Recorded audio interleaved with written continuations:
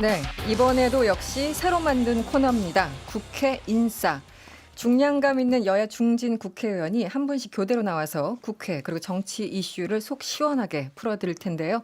여당에서는 4년 만에 국회로 돌아오신 삼선 의원 정청래 의원이 나올 거고요. 야당에서는 유일한 수도권 삼선 의원이죠. 유이동 의원이 번갈아 출연합니다. 자, 먼저 오늘은 저희 방송 정말 코너에서 오랫동안 고정 출연하셨던 더불어민주당 정청래 의원 나오셨습니다.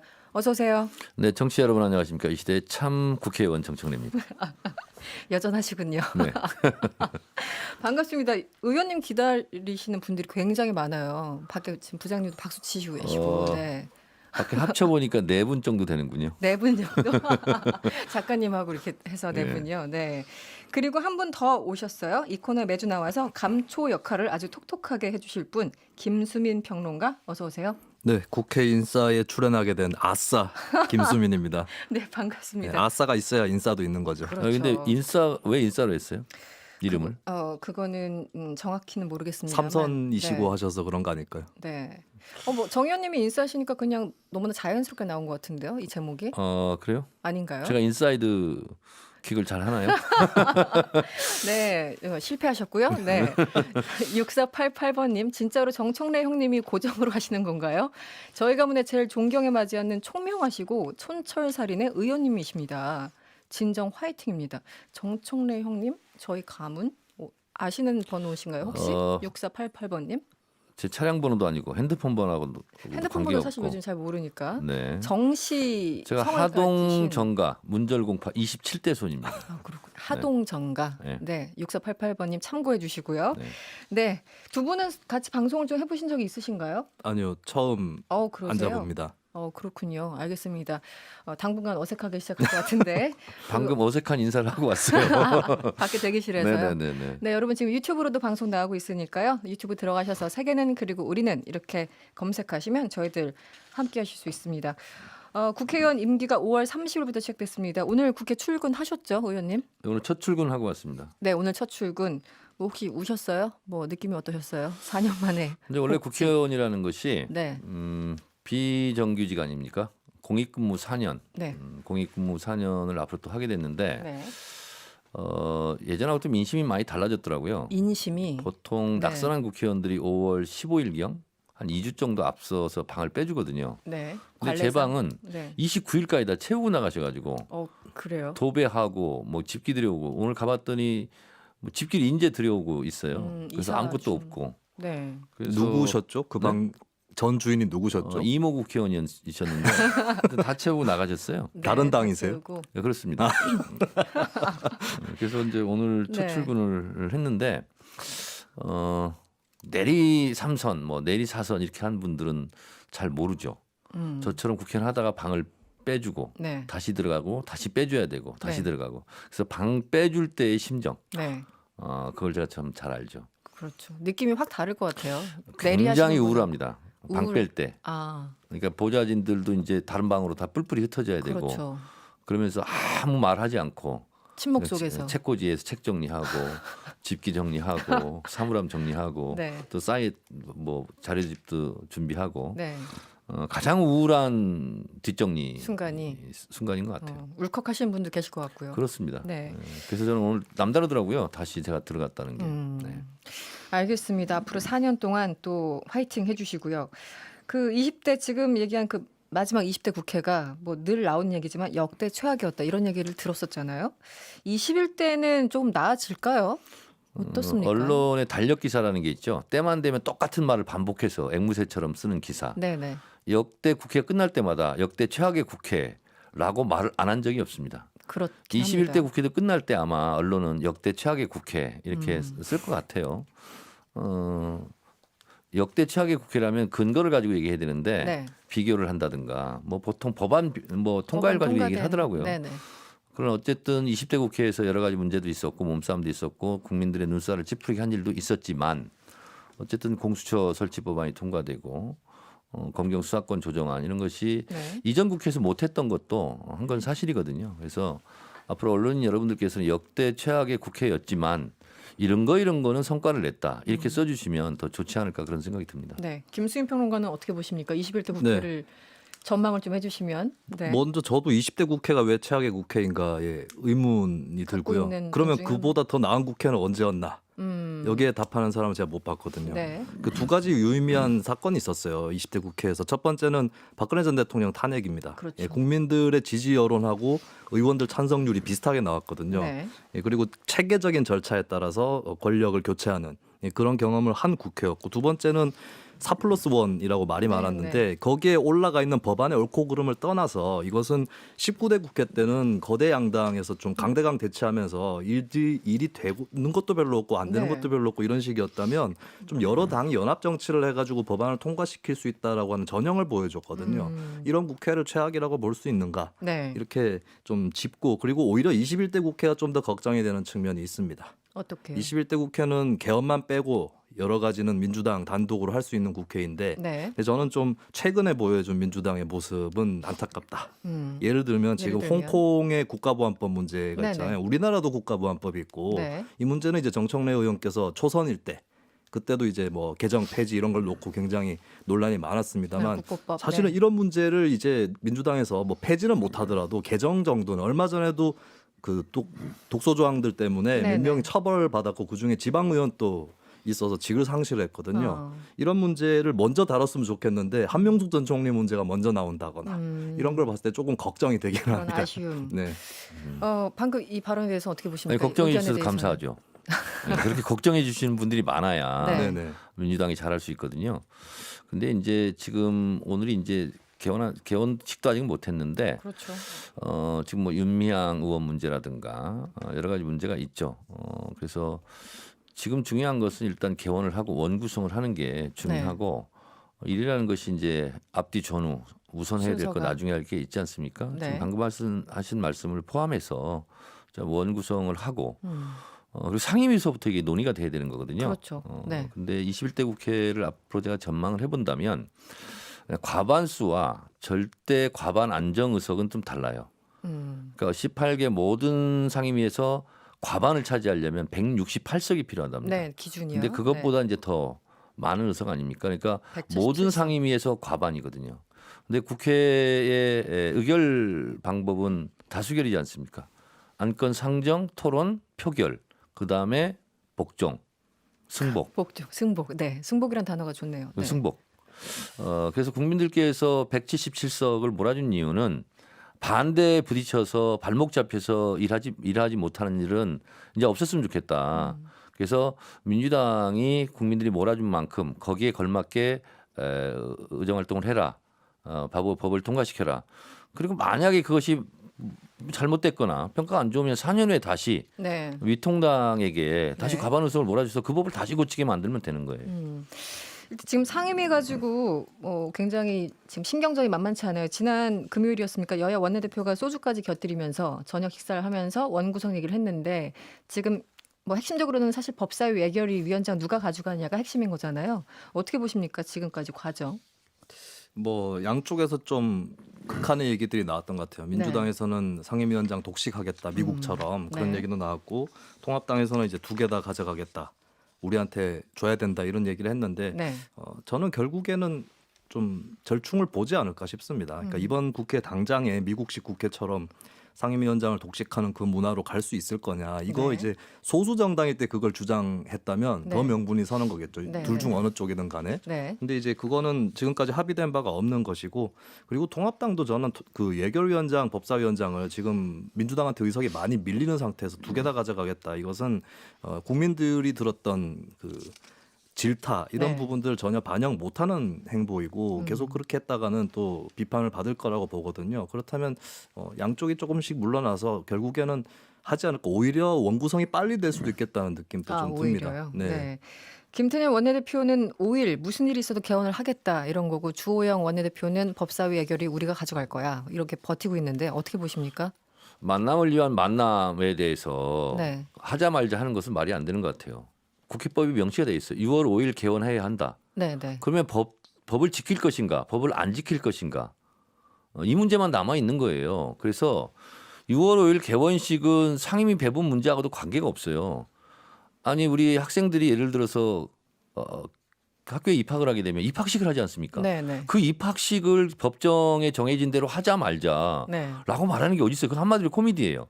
그래서 일단 개원식 국민의례 애국가 부르고 국회의원 선서하고 그다음에 며칠간 또 토론할 시간이 있는 거거든요.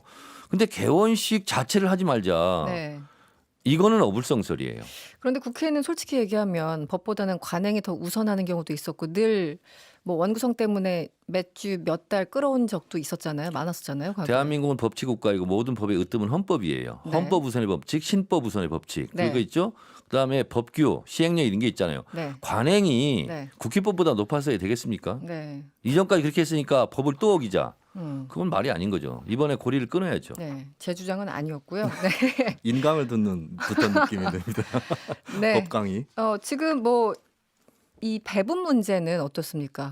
뭐 11대 7 나왔다가 18석을 다 가져가겠다. 상임위원장. 그러니까 의석 비율로 네. 하면 11대 7 네네. 이거는 아닌 것 같고 12대 6이 맞는 것 같아요. 12대 6. 예, 예. 네. 그건 뭐 미통당 의원들도 그 숫자를 가지고 하는 산수니까 네네네. 그건 이해를 하실 거고 다만 저희가 무작정 100% 독식하겠다는 건 아니에요.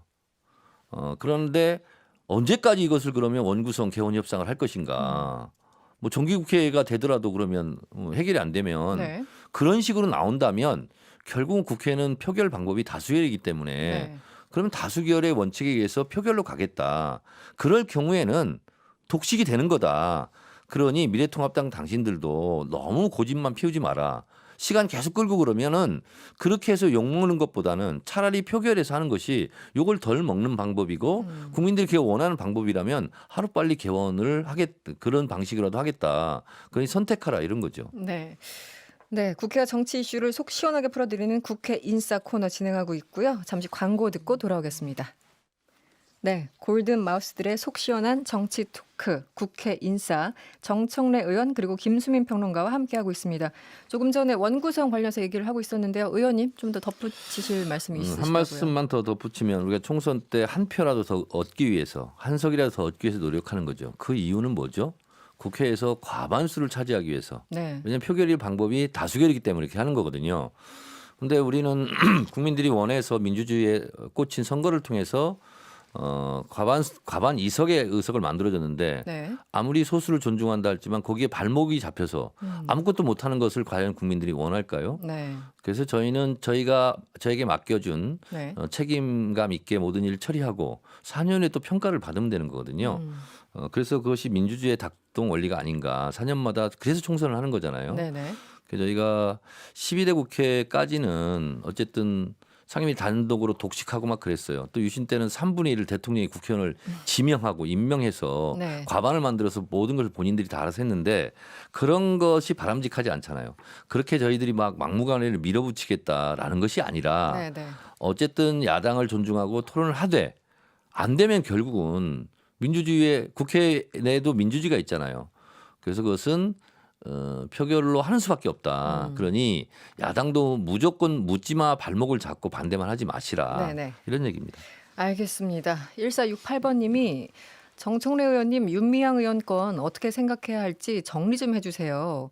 이 많은 청취자분들이 윤미향 의원에 대해서 정 의원님 판단이 의견이 궁금하다 문자 많이 주신 것 같은데요. 오늘 격려 인사도 가셨더라고요. 의원님께서는. 네. 격려는 높은 사람이 좀 그렇군요. 아랫사람한테 하는 거니까 저는 응원차 응원차. 네. 간 것이고요. 제가 국회 가서 오늘 첫 출근했는데 출근을 했다고 그러더라고요. 네네. 오전 근데 9시 국회의원 경에. 네. 그 무원실 앞에 기자들이 막 진을 치고 있고 그래가지고 점심 식사나 제대로 할까 뭐 주변에서 그래서 제가 식사 언제 가서 방문을 했었죠. 네. 가서 왜냐하면 이렇게 얼마나 힘들겠어요 지금. 그리고 제가 그랬어요. 저도 참 언론으로부터 융단 폭격을 많이 받고 네. 수없이 모진 세월을 겪기도 했다. 네네. 그러니까 실수하지 말고 당당하게 담담하게 있는 대로 잘 설명을 해드려야 된다. 그리고 국회의원이 된 만큼 어쨌든 검찰 수사를 받고 앞으로 해명할 건 해명하더라도 이제 국회의원 신분이 됐으니 또 의정 활동을 소홀하게 하면 안 된다. 의정 활동을 안 하면 그거 봐라. 또 국회의원 시켜놨더니 의정 활동도 제대로 안 하더라. 네. 법안도 제대로 안 내더라. 네. 분명히 또 이렇게 보수 언론에서 공격할 테니까 그건 이것대로 처리를 하시되 대처를 하고 또 의정 활동은 의정 활동대로 또 왕성하게 활동했으면 좋겠다. 네. 힘내시라 그러고 왔어요. 당당하고 담담하게 가라 네. 이렇게 얘기를 하시고 김수현 평론가 보시기에는 어떻습니까? 그 지난주 금요일 기자회견으로 의혹이 해소됐다라는 입장이잖아요. 민주당의 뭐 다수 의견은 뭐 일부 김혜영 의원 같은 거 다른 의견을 내놓고 있지만 어떻게 보십니까? 지금까지의 상황 안 하는 것보다는 하는 게 나았던 것 같긴 해요. 기자회견. 네, 그러니까 임기 시작 전에 입장을 밝힐 기회가 필요했던 거고 아니면은 계속 숨어 있다라는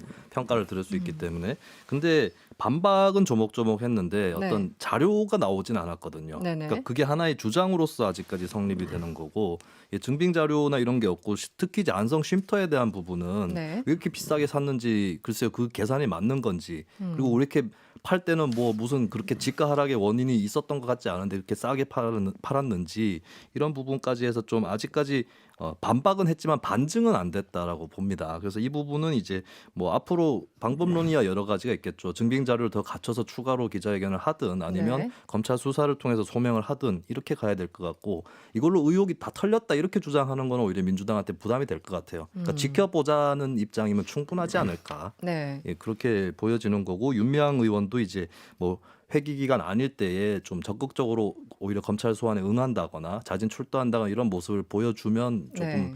부담은 덜 하지 않을까 그런 생각은 듭니다. 지금 제가요. 네. 몇 가지를 정리해봤습니다. 이 자료를 다 가지고 왔는데요. 네. 부동산 매매 계약서도 가져오고 네. 매매 계약서와 등기부 등본 이것이 이제 액수가 같냐 틀리냐 근데 같다는 거 아니겠습니까? 그리고 그 집을 건설해서 판 분이 이제 해명을 다 했죠. 평당 600만 원이 들었고 네. 그리고 땅 고르기 작업, 나무 조경, 대문, 연못 이렇게 해서 7억 7천이 들었다고 그러더라고요. 네네. 그래서 원래 9억에 내놨대요. 근데 이제 좋은 그냥 일반 개인 주택이 아니라 또 이런 위안부 할머니들 모신다는 거 하니까 취지를 살려서 조금 네네. 이제 손해 보고 판 것 같아요. 좋은 취지라서 7억 5천에 팔았고 그리고 몇 년이 지났는데 이제 그 부분에 지가 하락이 좀 있었고 또 네. 건물에 대한 감가상각도 있고 그래서 이제 그 시세에 팔았는데 그것은 뭐 왜 비싸게 주고 싸게 팔았냐라고 이제 비난을 할 수는 있겠죠. 근데 네. 거기에 본인이 유용이라든가 착복 이런 건 없다는 거 아니겠어요? 네. 그래서 이제 그런 부분이 하나 있고요. 또 하나는 딸 유학 부분 가지고 처음 이 문제는 이제 제기가 됐었죠. 근데 딸이 이제 대학 학부를 다닐 때는 장학금을 타고 다녔기 때문에 큰 돈이 안 들었고 대학원은 네네. 이제 등록금이 이제 들었다는 건데 그거는 배상금 네네. 간첩 조작 혐의로 국가로부터 손해배상 받은 거 그 이후에 대학원이거든요. 네네. 윤미향 그래서 그 의원의 부분은 남편. 그렇게 됐고요. 네네. 그리고 이제 모 방송에 이 비영리 공익법인의 회계사와 그렇지 않은 회계사는 전혀 다르더라고요. 네네. 그래서 이 분야 전문가가 와서 얘기하는데 예를 들면 정 의원의 결산서는요 수십 가지 수백 가지가 있어요. 근데 그것을 그 국세청에 표현하는 방법은 인건비, 임대료, 기타, 네네. 인건비와 임대료를 빼고는 나머지 다 기타로 이렇게 되는데 기자들이 그 기타가 너무 많다라는 것은 비영리 공익법인의 회계 표시 방법을 잘 모르고 공격한 거다. 그 전문가가 얘기를 하더라고요. 네네. 그게 저는 회계 부정이 있었다고는 믿어지지 않고 다만 부실 정도는 있을 수 있겠다. 네네. 착오라든가 이런 거. 그래서 국세청에서도 탈세 목적은 아니었던 것 같다. 이제 이런 얘기를 의견을 했죠. 내고 있지 네네. 않습니까? 이런 상황이에요. 그래서 공격하는 측에서 확실하게 범법 행위다라고 증명한 증빙 사례가 또 없었어요. 그 윤미향 의원은 아마 그런 증빙 자료를 내지 않은 것 같아요. 그 이유는 앞으로 검찰 수사 과정에서 네. 내야 되는 거니까 미리 공개를 하는 것은 본인한테 불리할 수 있지 않습니까? 그래서 증빙 자료를 안 낸 것 같고 공격하는 측에서 오히려 확실하게 뭔가 육하원 측에서 건을 잡아서 이것은 불법이다. 그래서 이것은 뭐 징역 3년에 처한다, 5년에 처한다, 벌금 3천만 원에 처한다. 네. 이런 기사는 없지 않습니까? 지금. 그 김수현 평론가 보시기에 뭐 검찰 수사가 계속 있고 이렇게 보면 민주당에서 또 부담이 좀 되지 않을까 싶기도 하고 당장 오늘 같은 경우도 검찰 수사도 있지만 일본 위안부 강제징용 피해자와 유가족 단체죠. 이 태평양 전쟁 희생자 유족회가 윤미향 의원을 뭐 사퇴하라 이렇게 네. 촉구하는 기자회견을 열지 않았습니까? 어떻게 보십니까? 민주당에 좀 부담으로 가지 않을까요? 이제 와서 뭐 사퇴를 권고하거나 제명을 한다거나 이렇게 하는 것도 좀 그렇게 명분은 없을 것 같아요. 만약에 네. 선거 때 이런 일이 불거져서 정무적 판단으로 컷오프를 했다면 모르겠는데 일단은 의원이 됐고 지금 뭐 유죄로 말씀하셨다시피 뭐 확정이 되거나 이러려면 시간도 걸리는 거고 그게 검찰 있는지도 수사. 없는지도 모르는 거니까요. 네, 네. 근데 문제는 이제 그러니까 윤미향을 옹호하거나 지켜보자라고 얘기하는 것 자체는 부담이 안 될 수도 있습니다. 혹은 부담이 되더라도 껴안고 가야 될 것일 수도 있어요. 근데 민주당으로서 이제 정치를 하는 집단으로서 하나 더 해줘야 될 것은 이용수 운동가도 감싸려면 같이 감싸야 된다는 것입니다. 아, 네, 네. 예, 지금 이제 굉장히 많은 공격들과 거짓 소문이라든지 뭐 배후에 그렇습니다. 누가 있다든지 네, 여기에 추가 가해에 노출이 돼 있는 상태거든요. 그리고 네. 이용수 운동가하고 같이 활동을 하는 수양딸이라는 분이 이제 페이스북이 그 이름이 공개가 돼서 저도 한번 가봤어요. 네. 가봤는데 이 사람 민주당 지지자였던 것 같아요. 민주당 당원이었다고 네, 보도 본 것 비유도 같습니다. 뭐라고 했냐면 네네. 내가 왜 통합당 지지하냐. 네네. 연쇄살인범하고 자범은 구별할 줄 안다. 이렇게 얘기를 했고 네. 이용수 운동가 주변에 민주당 쪽 사람들 많습니다. 그냥 기자회견장에도 있었고 네, 그렇다면 지지층 중에 하나라고 민주당에서 인식을 하시고 네, 거기에 대해서 같이 갈등이 감싸는. 격화되지 않도록 하는 것이 더 중요한 해법이 아닐까 그렇게 보여집니다. 위기 관리 알겠습니다. 저는 네. 미래통합당 당원이라 하더라도 네. 옳은 지적을 하면 저는 그 주장에 대해서 저는 박수를 쳐줍니다. 민주당 지지자이기 때문에 뭐 그 부분에 대해서 수용하고 안 하고 이제 이런 문제는 아닌 것 같고요. 당연히 이용수 할머니 부분에 대해서는 어느 누가 그분에게 돌을 던질 수 있겠습니까? 네네. 그분이 겪어온 그 인고의 세월 그리고 30년 동안 세계 인권 여성 평화 운동을 했던 공로 이런 걸 가지고 누가 뭐라고 하겠어요. 네. 저는 다만 윤미향 그 이용수 할머니의 그 활동이 존중받아야 되는 것처럼 윤미향이라는 사람이 없었으면 네. 지금까지 또 이 위안부 인권 평화 운동이 여기까지 올 수 있었을까? 분명히 공로자인 건 분명하잖아요. 근데 그런 것까지 싸잡아서 알겠습니다. 폄하하는 일은 없었으면 좋겠습니다. 네. 시간이 없어서 30초 안에 21대 국회 관전 포인트 말씀 좀 주시죠. 의원님. 6월 5일 개원 네. 법을 지킬 것인가 말 것인가. 네. 아, 5일 날 개헌 네. 지킬 것인가 말 것인가. 이번 주에 이걸 관심 있게 보면 된다. 네. 알겠습니다. 국회 인사 첫 시간이었습니다. 지금까지 김수민 평론가 그리고 정청래 더불어민주당 의원이었습니다. 오늘 고맙습니다. 고맙습니다. 네, 감사합니다.